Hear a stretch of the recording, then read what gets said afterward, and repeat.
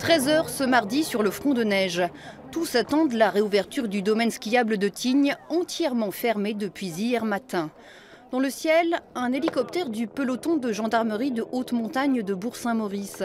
Il effectue son premier survol depuis la disparition d'un skieur britannique dimanche en fin d'après-midi.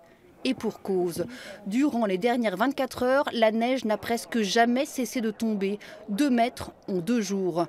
La neige tombait déjà quand ce touriste de 39 ans a décidé de ne pas rentrer avec ses amis dimanche, mais de s'offrir une dernière descente en solitaire. Son forfait a été enregistré pour la dernière fois par le portique de ce télésiège peu après 16h30. Depuis, plus aucune nouvelle. Malgré la neige, malgré la nuit, les secours alertés par ses proches vers 23 h ont immédiatement débuté les recherches, rapidement interrompues en raison d'un risque d'avalanche maximal, 5 sur 5. Depuis, le risque n'a pas baissé et les pisteurs ont dû déclencher plus de 200 avalanches depuis hier matin. La sécurité au sens large est la priorité.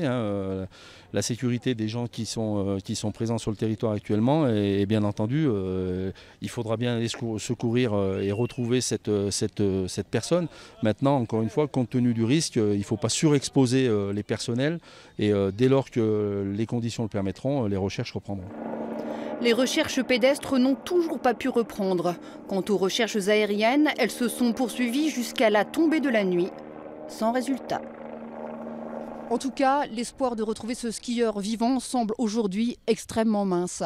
Son portable a été localisé dans un secteur très avalancheux, le secteur du Lavachet. Il est situé juste derrière moi et c'est dans ce même secteur qu'il y a un peu moins d'1 an, 4 skieurs, dont un moniteur, ont trouvé la mort, emportés par une avalanche.